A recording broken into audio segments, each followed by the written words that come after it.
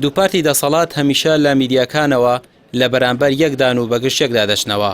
ژێربەژێریش هیچ گرفتێکیان نەبووە و بەرژەوەندی حیزبیان بەیەکەوە هەیە. ئەمە زیاتر ئەو کاتانە زەق دەبێتەوە کە دۆسیەی گرنگ و چارەنووسساز دەبن بە خەمی گشتی خەڵک و ڕای گشتی لەسەر دروست دەبێت. ڕۆژنامەنووسێک دەڵێت یەکێتی پارتی دەسەڵاتیان لە نێوان خۆیاندا دابەش کردووە. هیچ کاتێک لەسەر پرسی چاکسازی یەک نەبوون. هیچ کات یەکێکیان لە سەنگەرێک نەبوون لە بەرژەوەندی خەڵک و ئەوەی دیکەیان لە سەنگەری دەسەڵات. ئێمە هیچ کاتێ نەمان بینیوە پارتی و یەکێتی لەسەر کێشەی چاکسازی کێشیان هەبێت. هیچ کاتێ نەمان بینیوە پرسەکانیان پرسێ بێت سەنگەرێکیان سەنگەری خەڵکی و سەنگەرێکیان سەنگەری دەسەڵات بێت. هەمیشە کێشەکانی کێشەی حیزبیە، کێشەی مەساڵحی شخصی خۆیانە، تۆمەتبەخشینەوە بە یەکتری و بەداخەوانێت جۆرێک دۆخێکیان دروست کردو جگە لەوەی کە کێشیان ئاڵۆزیان بۆ گیرفان و قوت و سفری خەڵک دروست کردو. ئێستا ژینگەی ناو میدیا و ژینگەی ژیانی ڕۆژانی خەڵکیشان تێگاوە. یەکتر تۆمەتبارکردن و جنێودان بە یەکدی مێژوویەکی دووری هەیە لە نێوان پارتی و یەکێتی و هەمیشەش میدیا و پەڕەی تۆڕە کۆمەڵاتیەکانیان بۆ دژاتیکردنی یەکدی بەکارهێناوە. ئەندامی ئەنجومەنی باڵای کۆمەڵی دادگەری دەڵێت دوو پارتی دەسەڵات لە خێر و خۆشیدا شەریکن بەیەکەوە، شەڕەکانیشیان بۆ خەڵکیە.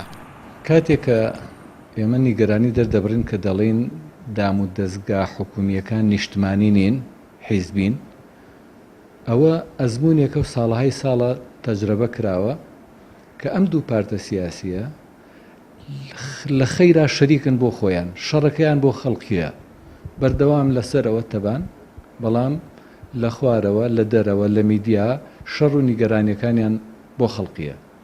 ئەو دوو حیزب لایەنە سیاسی کە دەسەڵاتداری یەکەمن لە هەرێمی کوردستانە نەپێکەوە دەیان کرێ نەبێ یەک دەیان کرێ. بۆیە ئەمە بووەتە حاڵەتێکی نەخوازراو لە هەرێمی کوردستانە و تا ئەم دوو پارتەش لە هەرێمی کوردستانە دەسەڵاتیان هەبێ ئەم بارودۆخەوا دەبێ. ئەو کاتێکەوە نەیارانمان لە دەروی خۆمان هێرشمان ناکەنە سەر، ئێمە بە خۆمانەوە مەشغوڵ دەبین، خۆمان دەشکێنین. هەرێمی کوردستان ئەوەندەی قەیران هەیە، ئەوەندەی کێشە و گیر و گرفت هەیە، بەرەگەی کێشە و گیر و گرفت و قەیرانی دەرەکی کە ناگرێت. عەجەبە ئەمانە بوا دەکەن کە ئەو تۆزە وزەیی کە لە لای هاوڵاتیان ماوە ئومێدێکیان هەیە بە تەواتی بێ ئومێد ببن. تۆ کاتێکە یەکتر ناشرین دەکەی تەواوی پێکاتەکەی هەرێمی کوردستان ناشرین دەکەی. لە ماوەی حکومڕانیاندا پارتی و یەکێتی سیمایەکی ناشرینی دەسەڵاتیان پێشانی خەڵکیدا، بەڕادەیەک هیچ متمانەیەکیان لای هاوڵاتیان نەماوە.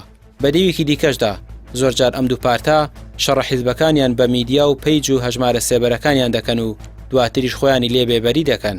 لەو نێوانەشدا ئەوەی ون دەکرێت دۆسیە گەرم و گرنگەکانی وێنەی لێبڕینی موچە و قەیرانی دارایی و دۆسی ئازادی خوازانی بادینانن کە جاوی کۆمەڵگە و ڕایگشتیان لەسەر لا دەبرێت و خەڵک و شەخام بە شەڕی میدیایی مزەیەف و ساختەی پارتەکانی دەسەڵاتەوە سەرقاڵ دەکرێن.